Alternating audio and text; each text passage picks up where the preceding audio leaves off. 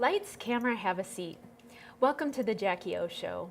My name is Jackie O. I'll be your host of the show right here on ALC TV.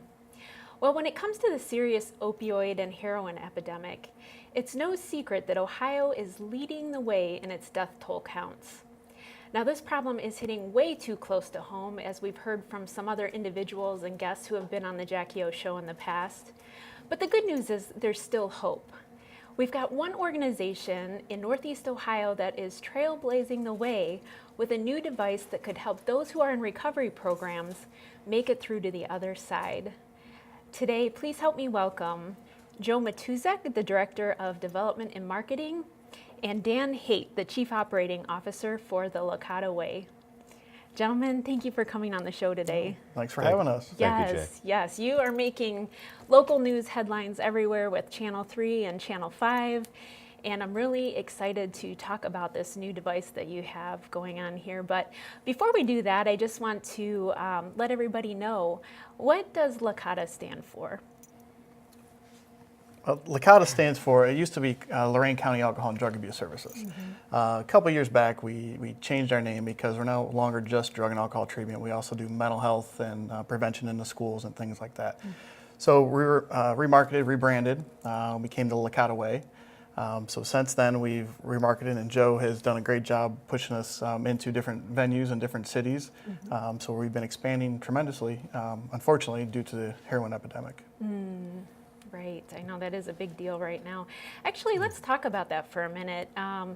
You know, there's been reports all over the place, even with the BBC, about how this is spread like wildfire across this nation, and particularly in Ohio.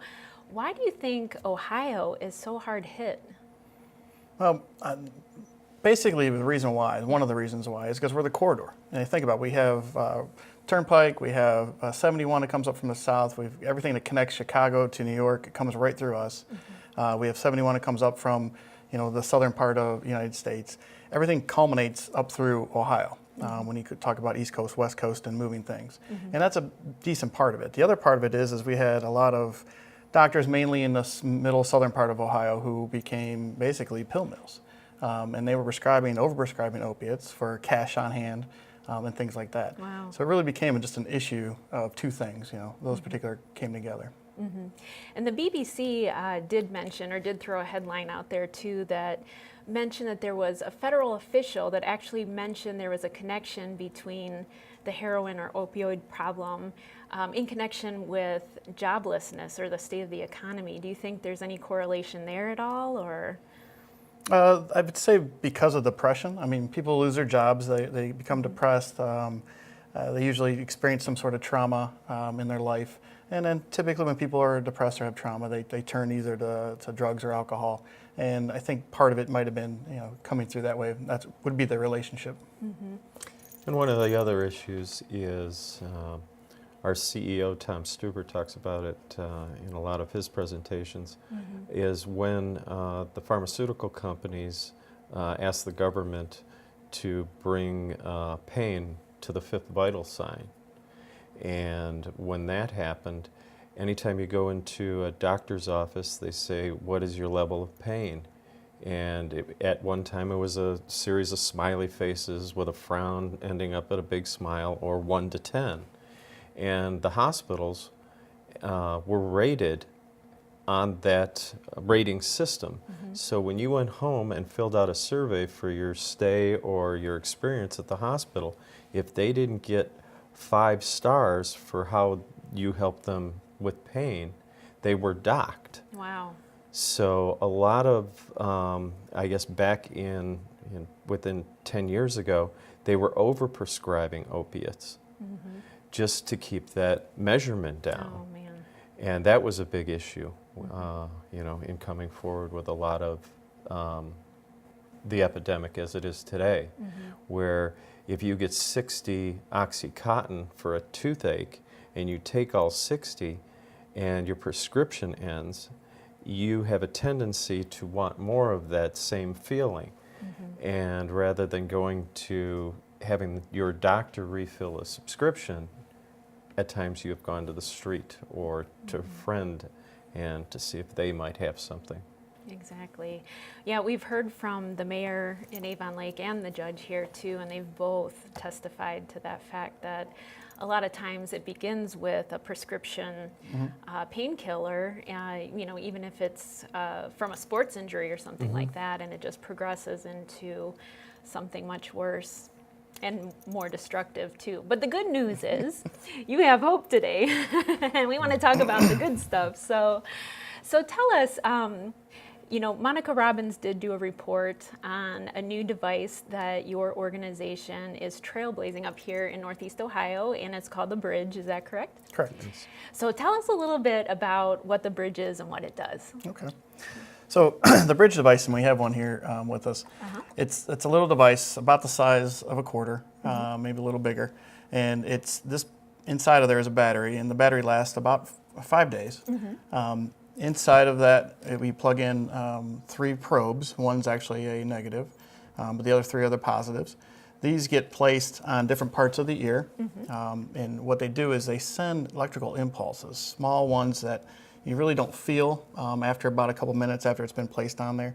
But what it does is it blocks the actual pain center from actually ever getting the withdrawal symptoms or the pain from it. So it interrupts that particular thing. So what we end up doing, again, this goes right behind the ear, and it lasts about 5 days. With that, somebody comes in withdrawal, and typically we want to see them in some severe withdrawal. So that they not have to have used in at least 24 to 48 hours coming to see us. Once they do that, we do a COW scale. It's a clinical opiate withdrawal scale. It basically measures the level of withdrawal they're in. And typically when they come to us, they're somewhere between a 20 and 26 on that scale, which is very high. They're sweating, they're nervous, they're shaking, their legs are going crazy, their eyes are dilated, they're very anxious, very agitated. Once the device is placed on them, it usually takes anywhere from 10 to 15 minutes, and that withdrawal scale goes down to about a 5 or 6. So as Joe mentioned about the pain scale, it's like saying you're at a 10 and then you go to a 2 within 15 minutes. It's astounding. People don't believe it. It really is, yeah. People really don't believe it.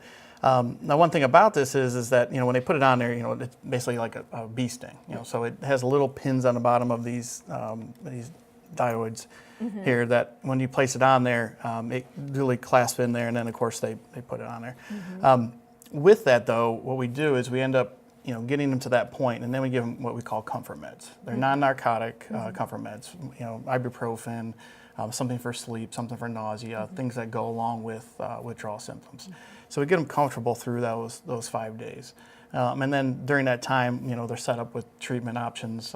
We usually have them in our sober living communities, such as Primary Purpose or Bianco Accommodations. We have those down in Wadsworth, Medina area. So we end up having them in the sober living, so they have that going with them. And then from there, we want to start them typically on Vivitrol. Which is an injectable medication that lasts 28 days, helps with compliance. It's one of the things we use in our toolkits for the detox procedures. But when it comes to the Bridge, so you just have to wear it around basically like a hearing aid for about 5 days? Correct. There's a picture of it which sort of shows how it's all applied and the like. But again, it fits behind the ear, and it really looks like a hearing aid. I've talked to 2 people who have worn it, and she said the tendency is when you walk in a room, people start talking louder because it looks like a hearing aid, and it isn't. And the people that I have talked to who have gone through this for 5 days swear by it. They said it's an absolute miracle from the way they felt when they first came in to 5 days later. And as Dan said, with some additional medication, that the detox that people dread and the pain that they dread going through withdrawal is not there any longer.